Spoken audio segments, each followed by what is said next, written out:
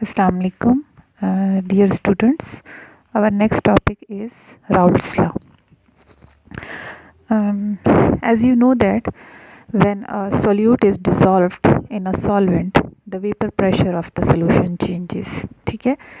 Like for example, when you take a solvent in a beaker and you add solute into it, the solute may be in the form of solid or liquid.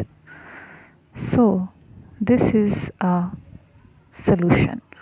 You have added solute into a solvent. A solution is prepared. Okay. Now what will be the effect of vapor pressure of that solution?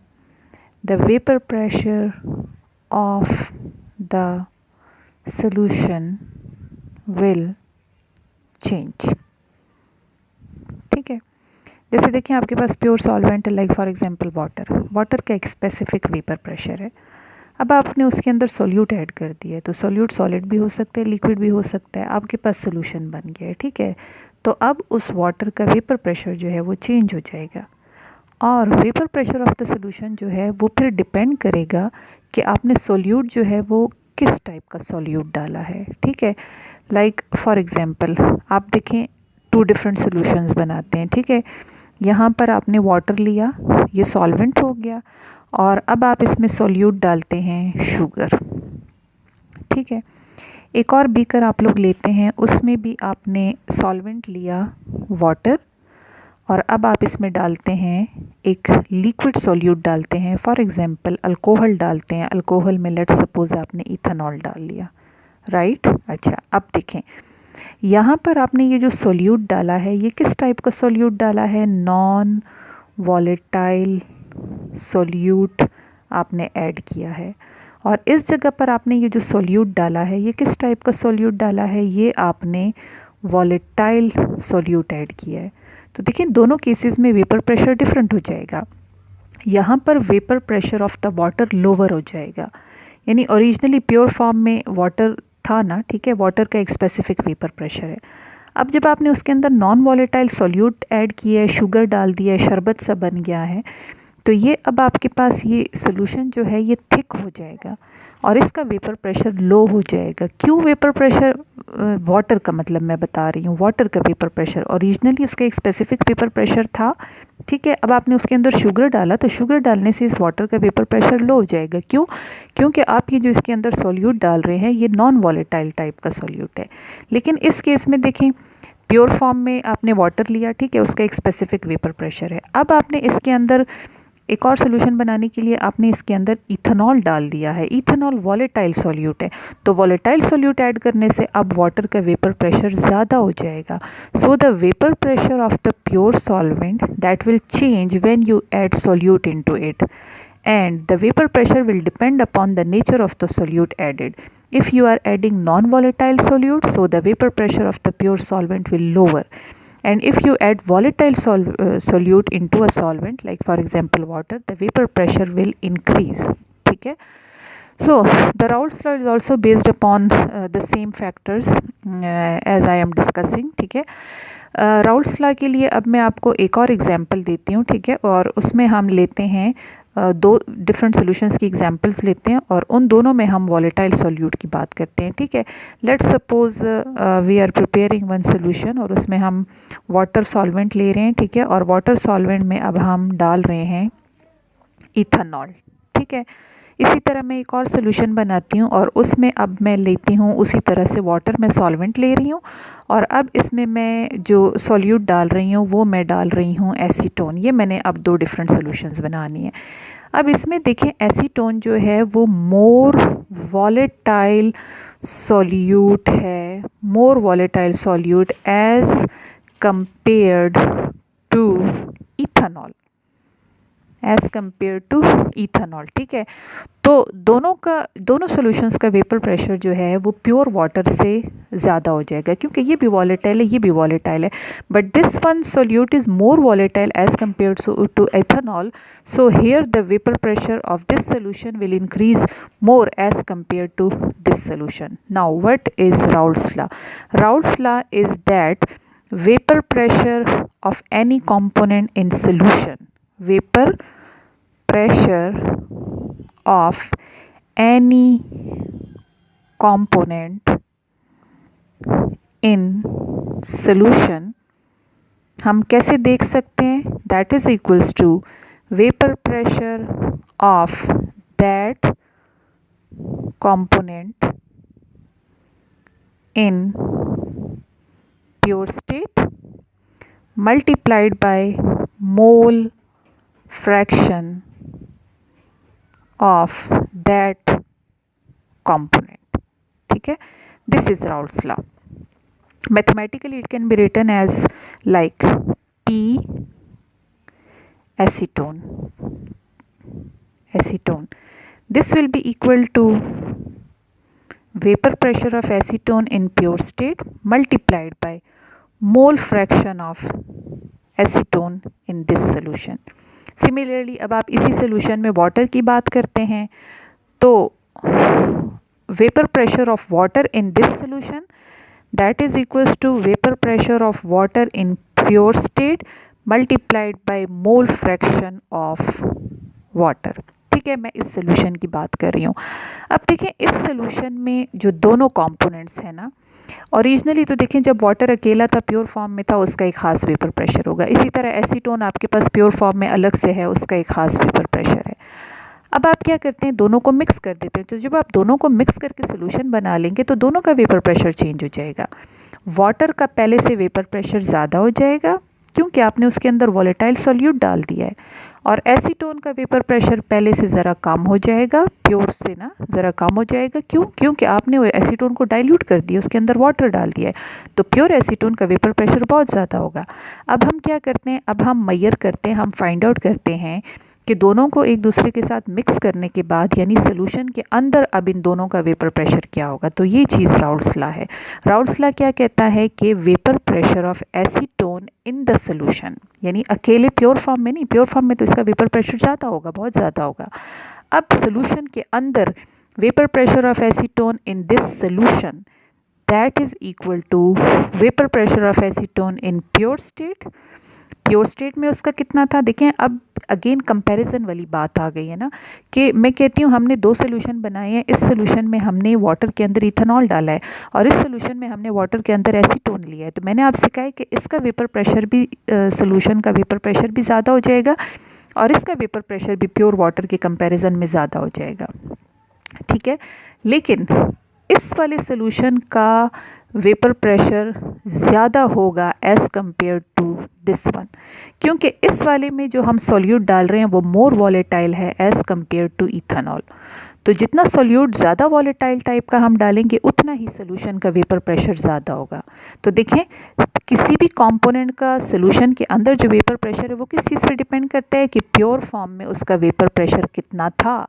जैसे अब मैं आपको यहाँ पर कह रही हूँ कि यहाँ पर एसीटोन को वाटर के अंदर ऐड करने के बाद सोल्यूशन जो है उसका वेपर प्रेशर बहुत ज़्यादा हो जाएगा as compare to this one. तो ये क्यों? क्योंकि प्योर फॉर्म में एसीटोन का वेपर प्रेशर ज़्यादा होता है. अब इधर मैं आपसे क्वेश्चन करती हूँ, मैं आपसे कहती हूँ यहाँ पर वाटर के अंदर इथेनॉल हम डाल रहे हैं, इथेनॉल भी तो वॉलेटाइल है, लेकिन वेपर प्रेशर सोल्यूशन का वेपर प्रेशर इतना ज़्यादा नहीं होगा as compare to this one, इस वाले से कम होगा. तो आप क्या आंसर देंगे? इसलिए क्योंकि प्योर फॉर्म में इथेनॉल यानी जब अकेले उसमें होता है, बिल्कुल प्योर फॉर्म में होता है, तो उसका वेपर प्रेशर इतना ज़्यादा नहीं है, लेकिन एसीटोन का प्योर फॉर्म में वेपर प्रेशर ज़्यादा होता है.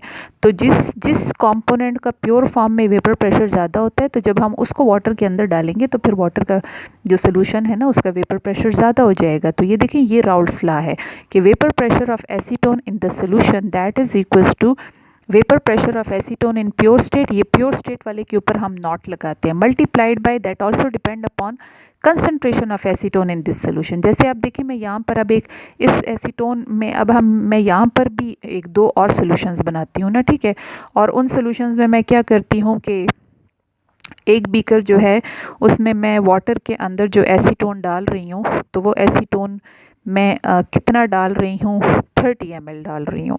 और इधर जो है मैं वाटर के अंदर एसीटोन जो ऐड कर रही हूँ, तो वो मैं कितना ऐड कर रही हूँ, 70 ml। तो ये देखें कंसंट्रेशन ऑफ एसीटोन जो है उस पर भी डिपेंड करेगा। Vapour pressure of acetone in the solution that will also depend upon the concentration of acetone in this solution. इस वाले सोल्यूशन में चूंकि एसीटोन बहुत ज़्यादा है तो इसका वेपर प्रेशर बहुत ज़्यादा होगा as compare to this one. तो ये मोल फ्रैक्शन ऑफ एसीटोन जो है ये असल में कंसंट्रेशन ऑफ एसीटोन को शो करता है, ठीक है। तो this is Raoult's law. Vapour pressure of any component in the solution that will be equal to vapour pressure of that component in pure state multiplied by mole fraction of that component in the solution. इसी तरह अब इसी solution के अंदर हम water की बात करते हैं, तो vapour pressure of water in this solution that is equals to vapour pressure of water in pure state multiplied by concentration, mole fraction concentration है, concentration of this component in this solution. Okay, इस चीज़ को Raoult's law कहते हैं, ठीक है। अब देखें जनरली जैसे आप लोगों की बुक में है उन्होंने इन दो कंपोनेंट्स को ए और बी से डिनोट किया हुआ है, ठीक है। एक कंपोनेंट ए है और दूसरा आपके पास कंपोनेंट बी है। तो बुक वालों ने जो है जिस हिसाब से उन्होंने ग्राफ बनाया हुआ है, ठीक है, उसके अकॉर्डिंग इन्होंने बी कंपोनेंट जो है वो मोर वॉलेटाइल लिया हुआ है और ए कंपोनेंट लेस वॉलेटाइल लिया हुआ है, ठीक है। तो लेट्स सपोज आपके पास सोल्यूशन है और उस सोल्यूशन में टू कंपोनेंट्स जो हैं उन कंपोनेंट्स में हम एक को ए से डिनोट करते हैं, ठीक है, कंपोनेंट ए, और दूसरे को हम कंपोनेंट बी से डिनोट करते हैं, ठीक है। अच्छा, कंपोनेंट ए जो है वो ज़रा लेस वॉलेटाइल टाइप का कंपोनेंट है, जैसे फॉर एग्जांपल वाटर, और कंपोनेंट बी जो है वो मोर वॉलेटाइल टाइप का कंपोनेंट है, जैसे फॉर एग्जांपल एसीटोन, ठीक है। अब राउल्ट्स लॉ के अकॉर्डिंग देखिए हम इसके लिए क्या लिखेंगे, vapour pressure of component A in the solution that is equals to vapour pressure of component A in pure state multiplied by mole fraction of component A. इसी तरह vapour pressure of component B in solution that is equals to vapour pressure of component B in pure state multiplied by mole fraction of component B in the solution, ठीक है। Now what will be the total vapor pressure of the solution? जैसे हम पीछे कह रहे हैं कि acetone और वाटर को मिक्स करने के बाद टोटल वेपर प्रेशर, तो what will be the total vapor pressure of the solution? तो total vapor pressure that will be equal to sum of vapor pressure of component A in the solution and vapor pressure of component B in the solution, ठीक है। अच्छा, अब इसमें दोनों equations को हम put करते हैं तो ये आपके पास इक्वल हो जाएगा, पी टोटल देखें पी ए होता है P naught A into X A plus P B होता है, ये देखें P naught B into X B, ठीक है। अच्छा, नेक्स्ट, अब आप लोगों ने जैसे मोल फ्रैक्शन में पढ़ा था, मोल फ्रैक्शन में आप लोगों ने पढ़ा था कि sum of mole fractions of the different component that is always equal to unity. तो फिर अगर हमारे पास ये दो कंपोनेंट्स हैं एक्स ए और एक्स बी, तो दोनों के मोल फ्रैक्शंस का जो सम है वो किसके इक्वल होगा, यूनिटी के इक्वल होगा, ठीक है। इसमें से अब लेट्स सपोज अगर हम एक्स ए निकालते हैं, देयरफॉर अब अगर हम इसमें से एक्स ए निकालते हैं तो एक्स ए किसके इक्वल हो जाएगा, 1 माइनस एक्स बी। और इसी तरह अगर हम इसमें से एक्स बी निकालना चाहें तो फिर एक्स बी किसके इक्वल होगा, 1 माइनस एक्स ए, ठीक है। अब आप क्या करें, ये वैल्यू यहाँ पर इस इक्वेशन के अंदर पुट करें। तो जब आप इस इक्वेशन में पुट करेंगे तो ये इक्वेशन आपके पास हो जाएगी P total is equals to, आपने देखें एक्स ए की जगह ये वैल्यू पुट करनी है, तो ये हो जाएगा पी नॉट ए और यहाँ पर एक्स ए की जगह हम पुट करते हैं 1 minus X B plus P naught B X B, ठीक है। नेक्स्ट, अब आप इसको देखें ब्रैकेट के साथ ये मल्टीप्लाई हो रहा है तो 1 के साथ मल्टीप्लाई होकर ये यहीं हो जाएगा और इधर हो जाएगा P naught A X B plus इधर है P naught B into X B, ठीक है। नेक्स्ट, अब आप इसमें से यूँ करें कि इन दोनों में से आप ये कॉमन ले लें, एक्स बी कॉमन ले लें यहाँ पर, तो ये आपके पास इक्वेशन हो जाएगी पी नॉट ए माइनस, ठीक है। आप इसमें से एक्स भी कॉमन ले रहे हैं तो अंदर क्या रह जाएगा, P naught A minus P not, अच्छा माइनस ये है आपके पास, इसको हम पहले यूं करते हैं, पहले हम इस इक्वेशन को ज़रा रीअरेंज कर लेते हैं ना, ठीक है।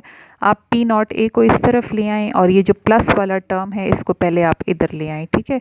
तो हम इसको फर्स्ट ऑफ ऑल रीअरेंज करते हैं, क्योंकि यूं करके इसमें से कॉमन लेना आपको समझ नहीं आएगा, ठीक है। तो हम इसको यूं करते हैं, P total is equals to, यहाँ पर इस टर्म को इधर ले आएँ, ठीक है, और ये वाली टर्म इधर ले आएँ। तो ये हो जाएगा आपके पास P naught B X B, ये प्लस साइन के साथ है ना, तो इसलिए हम इसको इधर ले आए हैं।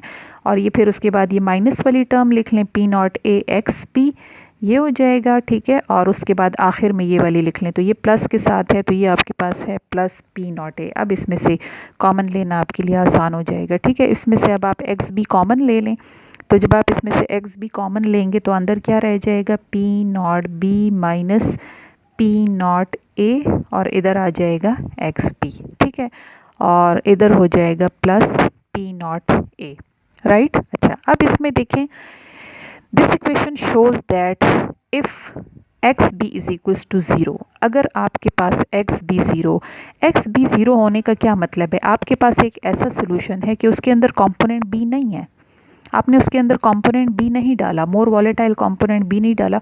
तो जब आपने कंपोनेंट बी नहीं डाला तो इसका मतलब है कि वो प्योर कंपोनेंट ए है, यानी वो ये वाटर है ना, ठीक है।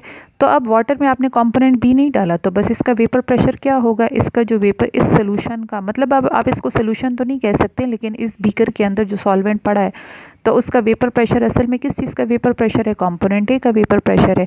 तो if X B is equals to zero, then above equation क्या हो जाएगी, देखिए यहाँ पे अब आप ज़ीरो पुट करेंगे तो ये पूरी टर्म ज़ीरो हो जाएगी। तो आपके पास ये इक्वेशन रिड्यूस होकर P total is equals to P naught A आ जाएगा। तो ये देखिए ये क्या शो कर रहा है, ये यही चीज़ शो कर रहा है कि जब सोल्यूशन के अंदर आपने कंपोनेंट बी नहीं डाला, कंपोनेंट बी ज़ीरो है, तो फिर टोटल वेपर प्रेशर किसके इक्वल है, कंपोनेंट ए के वेपर प्रेशर की इक्वल है, क्योंकि आपने उसके अंदर बी नहीं डाला, ठीक है। इसी तरह लेट्स सपोज अब हम दूसरा वाला वो लेते हैं ना, फर्स्ट तो हमने sum of mole fraction is equal to unity में से एक्स ए की वैल्यू निकाली है। इसी तरह अब अगर आप एक्स बी की वैल्यू निकाल कर इसके अंदर पुट करते हैं तो भी आपके पास सेम इसी तरह की सिचुएशन आती है। देखिए अब हम पुट करके देख लेते हैं, P total is equals to, ये वाली इक्वेशन है ना, हमने ये वैल्यू अब यहाँ पुट करनी है, पहले हमने ये वाली वैल्यू इधर पुट की है, अब हम ये वैल्यू यहाँ पर पुट करते हैं। तो P total is equals to P naught A X A plus P naught B, और एक्स बी की जगह अब मैं 1 माइनस एक्स ए पुट करती हूँ, ठीक है। उसी तरह से अब देखें, ब्रैकेट को ओपन करें तो ये हो जाएगा P naught A X A plus ये पी नॉट बी इधर मल्टीप्लाई हो रहा है और माइनस इस तरफ हो जाएगा पी नॉट बी एक्स ए, ठीक है, ये हो गया। अब उसी तरह से आप इसको यूं करें, अरेंज करें, ठीक है। तो जब आप इसको अरेंज करेंगे तो ये हो जाएगा P total is equals to P naught A X A, और ये टर्म इधर ले आए ना तो वो कॉमन लेना आसान होगा, P naught B x A और प्लस पी नॉट बी इस तरफ लिख लें। अब आप देखें इसमें से क्या कॉमन लेंगे, तो इसमें से आप एक्स ए कॉमन लेंगे तो ये हो जाएगा पी नॉट ए माइनस पी नॉट बी, ठीक है, और ये इसमें से एक्स ए कॉमन हो गया प्लस पी नॉट बी, ये आपके पास देखिए इसी टाइप की इक्वेशन आ गई है। अब उसी तरह से अब हम इसमें कहते हैं कि if X A is equals to zero, if X A is equals to zero then above equation will become, अगर देखें एक्स ए ज़ीरो हो जाएगा तो ये पूरी टर्म आपके पास ज़ीरो हो जाएगी, तो फिर पी टोटल जो है वो किसके इक्वल होगा, पी नॉट बी। अब देखें वही वाली बात है कि अब अगर आपने एक्स ए ज़ीरो यानी मोल फ्रैक्शन ऑफ ए कंपोनेंट उसके अंदर नहीं है, तो जब ए कंपोनेंट नहीं है तो बस फिर तो सिर्फ कंपोनेंट बी है, तो टोटल वेपर प्रेशर किसके इक्वल होगा, कंपोनेंट बी जो मतलब बी का जो वेपर प्रेशर है ना प्योर स्टेट में उस चीज़ के इक्वल होगा, ठीक है। तो ये सारा जो है ये राउल्ट्स लॉ है। अब देखिए राउल्ट्स लॉ का जो ग्राफ है आप लोगों की बुक्स में दिया हुआ है, ये पेज नंबर 311 देखें, इसमें आपको ये राउल्ट्स लॉ का ग्राफ दिया हुआ है। इस ग्राफ में देखें हम क्या करते हैं, एक्स एक्सिस पे हम कंपोजिशन पुट करते हैं ना, लाइक आपने डिफरेंट कंसंट्रेशन के सॉल्यूशंस बनाने हैं, जैसे लेट्स सपोज आप डिफरेंट टेस्ट ट्यूब्स ले लें ना। अब जो पहली आपके पास टेस्ट ट्यूब है तो फर्स्ट टेस्ट ट्यूब में आप यूँ करें कि प्योर कंपोनेंट ए ले लें। तो ये देखिए बुक में लिखा हुआ है ऐसा सोल्यूशन, फर्स्ट सोल्यूशन ऐसा सोल्यूशन है जिसके अंदर XA1 है, यानी कंसंट्रेशन ऑफ कंपोनेंट A1 है, और कंपोनेंट B उसके अंदर बिल्कुल नहीं है, ज़ीरो है।